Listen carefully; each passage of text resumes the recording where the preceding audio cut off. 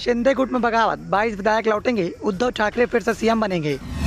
9 सांसद भी ठाकरे की शिवसेना में शामिल होने की तैयारी में।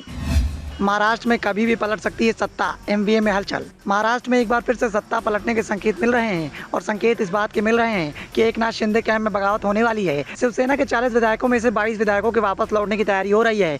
वो उद्धव ठाकरे से गुहार लगा रहे हैं, पार्टी में वापसी की तैयारी हो रही है और सिर्फ 22 विधायक ही शिवसेना यूबीटी में वापस नहीं आएंगे, बल्कि शिंदे के साथ 13 सांसद भी जो गए थे उनमें से 9 सांसदों की वापसी की तैयारियां भी हो रही हैं। उद्धव ठाकरे के सांसद विनायक राउत ने इस बात का दावा किया कि शिंदे कैंप में बगावत शुरू हो चुकी है।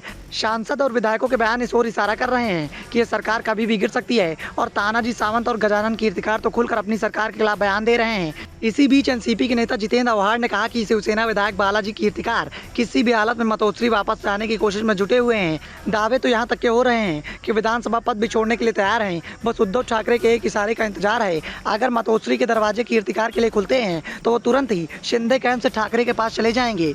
उद्धव ठाकरे गुट के सांसद विनायक राउत ने इस बात का दावा भी कर दिया कि शिंदे खेमे के विधायकों और सांसदों ने शिकायत की है कि उन्हें उनकी अहमियत नहीं मिल रही है। विनायक राउत ने इस बात का भी दावा किया कि शंभू राजे देसाई ने 15 दिन पहले उद्धव ठाकरे को एक संदेश भेजा था, जिसमें उन्होंने उद्धव ठाकरे से कहा था कि शिंदे के साथ आकर हम मुश्किल में फंस चुके हैं, उद्धव ठाकरे से मदद मांगी है। अब ये फैसला उद्धव ठाकरे को लेना है कि जो लोग शिंदे के साथ गए हैं उनके बारे में क्या फैसला करना है। वैसे नाराजगी सिर्फ विधायकों में ही नहीं है, सांसदों में भी नाराजगी साफ देखी जा सकती है। तानाजी सावंत और गजानन कीर्तिकार भी नाखुश हैं। सावंत को बजट नहीं मिल रहा है।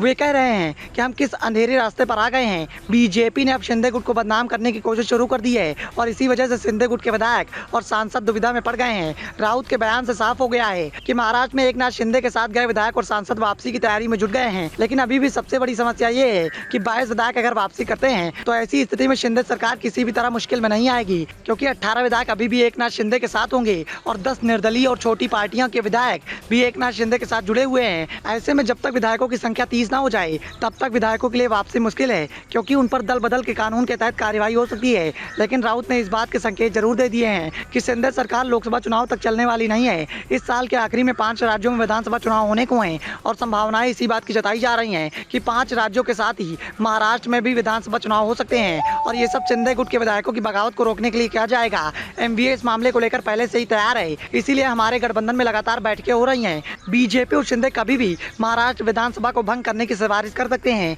ये तय है कि चुनाव अगले साल दिसंबर से पहले ही हो रहे हैं और करीब 1 साल पहले हो रहे हैं। विनायक राउत शिंदे कैंप में हो रही बगावत का दावा कर रहे हैं तो बीजेपी और शिंदे गुट राउत के दावों को पूरी तरह से गलत करार दे रहा है। महाराष्ट्र में 2019 के आखिरी में विधानसभा चुनाव हुए थे। चुनाव में शिवसेना और बीजेपी के बीच गठबंधन था, लेकिन चुनाव परिणाम घोषित होने के बाद सीएम पद को लेकर उद्धव ठाकरे और बीजेपी के बीच में टकराव देखने को मिला था और शिवसेना एनडीए से बाहर हो गई थी। इसके बाद ठाकरे ने एनसीपी और कांग्रेस के साथ मिलकर महाविकास आघाड़ी गठबंधन बनाया और सरकार बना ली, जिसमें उद्धव ठाकरे सीएम बने। लेकिन पिछले साल जून के महीने में शिवसेना में फूट के बाद एकनाथ शिंदे ने बीजेपी के साथ हाथ मिला लिया और मुख्यमंत्री बन गए। Bureau report, the Dhakad news.